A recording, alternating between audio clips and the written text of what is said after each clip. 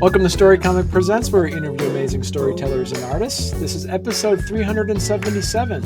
I'm your host, Barney Smith of Storycomic.com, and we're honored to have with us the award-winning author and champion of global justice and human rights, Dr. Paul Zeitz. Hey, Barney, thank you so much for having me today. Yeah, Dr. Paul, it's great talking to you. So you just recently came out with a book, Revolutionary Optimism? Yeah, I just published my third book, Revolutionary Optimism, 7 Steps for Living as a Love-Centered Activist. It is a handbook for our times. It's amazing to think about that. If it was a Mark Twain quote or someone quote, that things have never happened before happen all the time. So it's like we're living definitely in one of those times where just things have never happened before seems to be happening a lot. Yes, that's true. Good point. And I believe, and I write about in the book, that humanity is going through a passage. We're going through a kind of transformation or a destruction. So we're at a kind of a crossroads, but things are transforming very rapidly. We have to figure out how to build resilience and survive. What motivated you to write Revolutionary Optimism, 7 Steps for Living as a Love-Centered Activist? Well, yeah, I'm in my early 60s. I'm a father of 5 sons and 2 daughters-in-law and 2 grandchildren. And I've been around the rodeo a few times. I've worked as an advocate and campaigning and movement building for the last 36 years on global issues, global health, as well as democracy and climate emergency and a whole range of issues, both here in the United States and globally. And so I felt like a few years ago, I realized 2024 and 2025 and the next few years were going to be really critical. And so I felt like I had an opportunity to share what I've learned over my journey about how to live with revolutionary optimism and live as a love-centered activist. The book has a lot of stories. It has like research and wisdom. And then there are practices or RXs, prescriptions, things to explore in ways of evolving yourself as a revolutionary optimist and as a love-centered activist. So, right. So how do you define revolutionary optimism? Revolutionary optimism is living the path of love and unleashing your full capacity, your full power in whatever way you choose. But it's up to you to figure out how you deploy your full capacity. But the idea is that when we self-liberate, the first half of the book is really about self-liberation, fulfilling on our soul's deployment, living into our full highest self.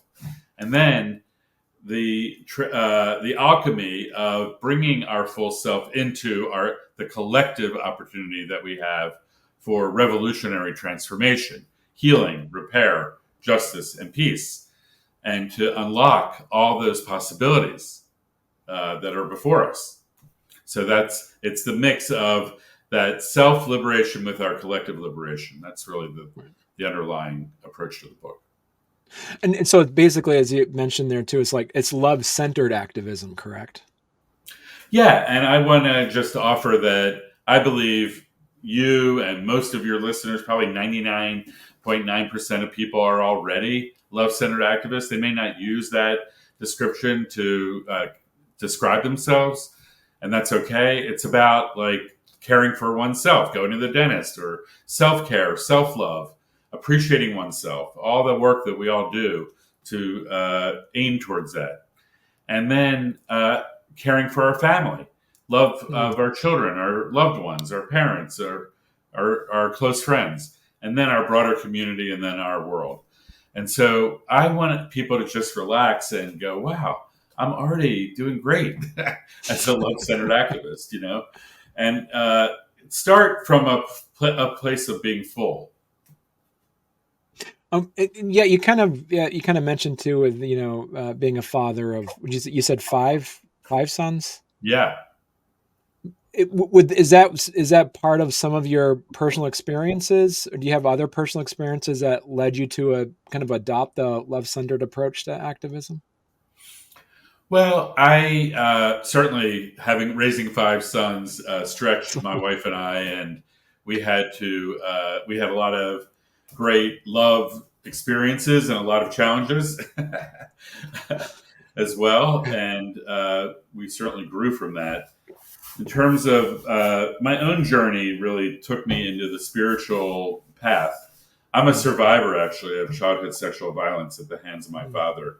So I had like early childhood trauma, and I didn't know about it till my late 40s. So I had 40 years of amnesic barrier. I knew that there was something messed up in my head. You know, I had like very severe self-criticism and self-judgment and self-attack systems underway. And I knew that I just wasn't like other people, and I didn't know why. I had experiences over my life that, you know, weren't explained. And then I had flashbacks and a memory flood, and then I figured it out. And I went, oh, now I understand. But through all that, I did a lot of work on myself. And so that's what I offer in Revolutionary Optimism, like how to tame our inner dragon, you know, that voice in our heads that puts us down or is judging, or how do I have a peace summit with it so that it doesn't have to rule everything, and I can allow my higher self to really be the way I live my life. And that's actually a choice that I've learned that I have the power to make. I didn't know I had that choice. So Revolutionary Optimism is really my offer. It's a love offering. It's the handbook I wished I had at 10, 20, 30, 40, even 60 years old. I would have taken it, you know, to help people leap forward in their own journey. Right.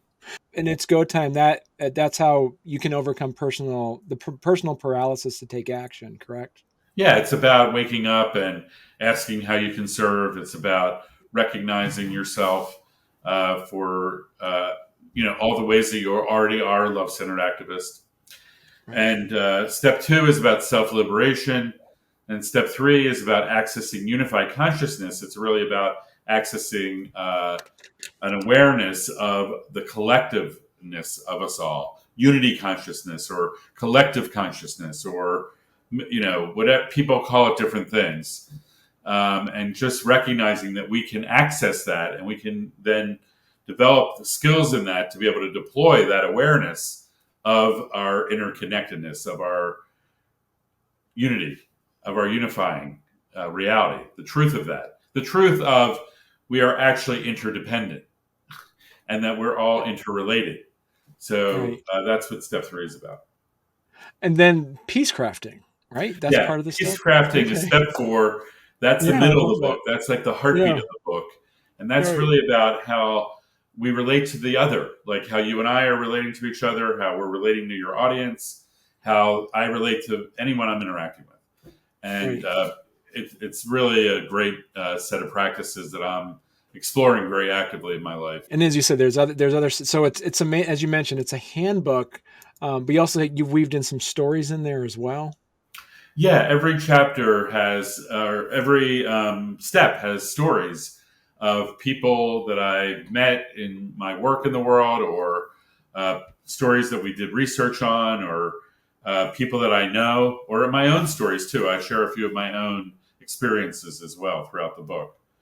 What would you say are some essential tools for sparking peaceful revolutions, and how can activists use those effectively? Yeah, so the second half of the book is around the collective liberation. So we're in that zone now. And so it starts with Imagineering, like unlocking our political imagination, unlocking our visions. And what I've learned is that I'm not the only one with big visions. I thought I was the only one, but actually everyone has them. But we're like trained. Our culture tells us not to share them, or we get exuberance shamed, you know, for our big ideas. And so I'm trying to create space for unlocking that, and then building love-centered movements. And we're not in this by ourselves. And then I believe we're at a phase of revolutionary transformation, and that includes peaceful resistance. And that is what step 6 is about, sparking peaceful revolutions. And then I am working, as you're showing right now, on unifiedmovements.org and building movements, including here in the United States, a movement focused on constitutional renewal that would put love at the center of our social, economic, and political system. Well, hey there. If you're enjoying our podcast, don't forget to subscribe on YouTube or leave us a 5-star review on your favorite podcast platform. Your support means the world to us and helps us keep this show going. We love hearing from you, so any feedback is welcome. And thank you for being a part of our podcast family and for all your support. It truly means a lot to us. Right. It's almost like I know, like there's it's kind of relevant to there's some countries have a happiness index, like determining how happy your population is determines the success of a country. I want to pivot a little bit, Dr. Paul, and talk about you as an author. Now, what did you learn about yourself as an author while writing this book? Well, I felt like I put myself through a PhD program. Writing a book is not an easy thing. It's a lot of work. And I was blessed with an amazing support team as well. Like amazing people got behind me on this initiative. And I guess I had a major revelation towards the end of writing the book where I recalled my own journey as a survivor. And I had been reading and talking about caste systems that had been defined by Isabel Wilkerson in her landmark book on caste. And she, in there, talked about sexual violence as a pillar of caste.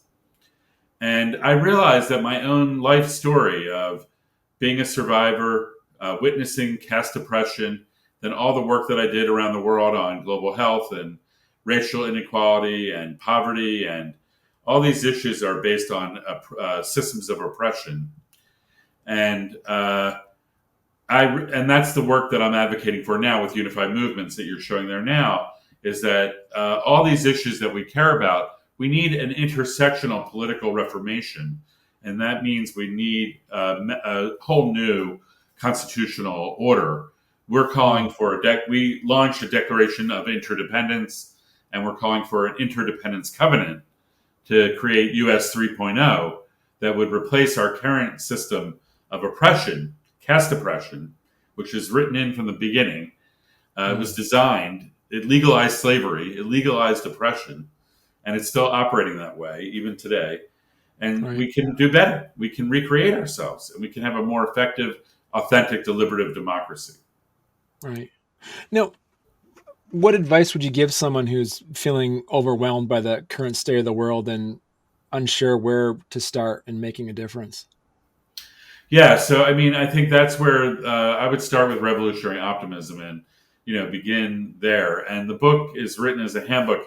You can start anywhere in the book. You can pick up any chapter and whatever you're called to, and just start exploring. What is revolutionary optimism? What are these things that he's talking about? What is self-liberation? What is collective liberation? How do I fit into all that? Now, for folks that want to do advocacy, campaigning, and movement building, I do recommend people come to this website and check out the featured movements and check out the Declaration of Interdependence and look at and start exploring the ideas that we're putting out there and seeing if it resonates with you and signing on if you choose to, or inviting others to sign on to the Declaration of Interdependence. We are trying to build a movement to create a new way of relating to each other with wholly new social, economic, and political systems that put love at the center of everything, of our society. Right. We have a lot of work to do to get there. Yeah. And is the handbook, is this, as you mentioned, is like for different countries and different cultures? Is this also a relevant handbook, or is this, mostly if you're looking at it through an American lens? That's a really good question. And I wrote it very intentionally to be universally accessible. So there are stories about activism in Africa and Asia and all parts of the world, Europe. We really did a global, kind of review of advocacy and peaceful revolutions and drew lessons from that. I am American, so there's probably more, there is an American element to it for sure. But it is global in nature. It's intersectional. It's intergenerational. It's interracial. It's intergender. It's written really for universal uptake. What do you see are some of the takeaways that you hope readers of Revolutionary Optimism will carry with them after reading this? Yeah, thank you. I think first of all that most people probably are already love-centered activists. I think that's a key message. I think self-care and self-love is a through line throughout the book. So no matter what you do, it's always making sure you're taking care of yourself along the way. Don't forget yourself as part of the package. The big message is that we're in this together. We're not alone. I had a big myth or a story in my head that I was alone, and I would live into being alone, and then I would feel really isolated, and I would be skeptical, and I would be cynical, and I would think nothing was possible. And so the whole point of all this is that we're in this together, and that we're building a community and beloved community within our families, within our community, and we're building resilience and loving ways of being with each other, kindness and compassion, and so that we'll all flourish, because that is the source of our flourishment, is that being surrounded by love-centered people. So as you were putting this book together, was there anything on there that from an editing perspective, you're like, this, I love this message that I'm putting in here, but it's just not fitting within this handbook format? Yeah, I mean, there was definitely things that I cut out that I thought Right. might have been fit in there, or even since I published it, I was like, oh, I have all these other practices that I do that I forgot to put in there. But it also came to the point where like enough was enough. Like this was a starting point. There's 23 practices, 7 steps. There's a lot. It's a lot.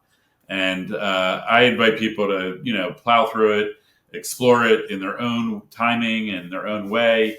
And I'm available. I'm offering courses. We're going to do an 8-part course this fall to help people, navigate the excitement of the election season. We're going to do 7 steps before the election, and then we'll have a debrief after the election. So, like, I'm trying to be in community with people about this. And if people Right. do start groups, please reach out to me. I would love to connect with groups that are exploring revolutionary optimism as well. Because I did notice your other book, Waging Optimism, Ushering in a New Era of Justice, came out in 2020. So it seems as though you're putting out these books about revolutionary optimism every presidential election period. Well, that's an interesting observation. My first book came out in 2018. So that was Okay. intermezzo, or that was a congressional one. But yeah, I do. I have been linking my books to movement building endeavors that I'm up to. So that was a very astute observation. And so, yeah, I did in 2022. I said, oh, 2024 is going to be an epic year. And I think that this book is relevant for these times. And we don't know how this year is even going to unfold. We don't know Right. if we're going to have political violence. We don't know if we're going to have a coup attempt. We don't know if we're going to have the Constitution suspended by an executive. I mean, there's all kinds of unknowns right now. As you said, we're living in these times where everything that Has is never happened happening before, happened never all the happened time. before, and has never been predicted to happen, and all this stuff. That's how you started this program, and that's actually true, and that's Right. why this is so timely, so that we can Right. be in this together as we navigate these turbulent, and we seize the opportunity, we take advantage of the transformation that's underway, and try to go bend the arc towards peaceful, love-centered Right. ways of being, rather than Right. destruction and suffering. Right. And so when you're having these conversations, because you study and you are a practitioner of optimism, how much has that? How much have you evolved in that optimism, and how much is it? How much are you challenged on a daily basis by your optimism? Yeah, so I mean, I wrote this book and I studied optimism, as you say, because I suffered from hopelessness and despair, skepticism and cynicism. And I'm Right. surrounded, even in my family, with people that are skeptical and feeling hopeless. So, and it's hard when you even pick up the newspaper and on any particular day not to like go there. And so I realized that I figured this out a long time ago, that I had to generate myself as optimistic. It's not like a default. My brain is default negative. It goes into despair by default. And I have the power of creating my brain to be able to not default to that and to reboot myself into a revolutionary optimist. So writing this book stretched, and I grew immensely. And now I carry this book around with me, and I'm using these practices. I'm stretching myself as a revolutionary optimist. I'm living into the ideas in the book every day. And it's not always easy, and it's really fun, though. Dr. Paul, if people want to learn more about you and your book, where's the best place they could go to?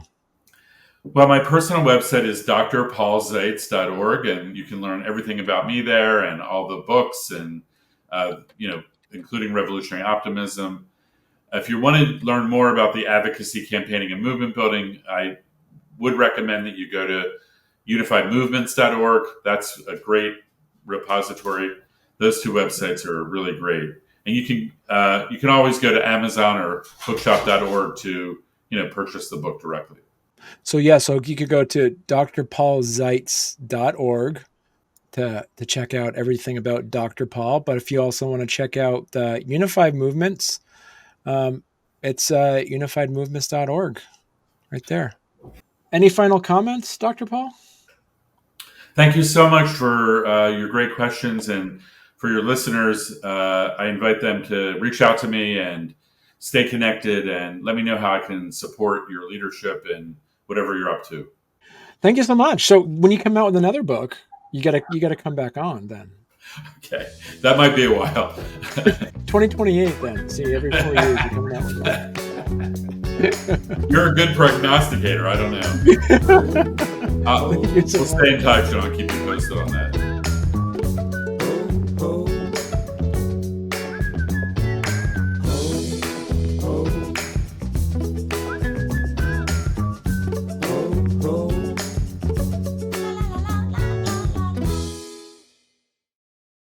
Now, if you had, this is the reason why I love not doing this live streaming, Paul, is that I can edit it out later, so that when I ask a question, when I stumble, I can just it'd be so smooth, and be like, "Well, Barney's asking all the great questions." But yeah, it's all about editing. See, where's my other? I had my other question for you here. So what do you see are some of the takeaways that you hope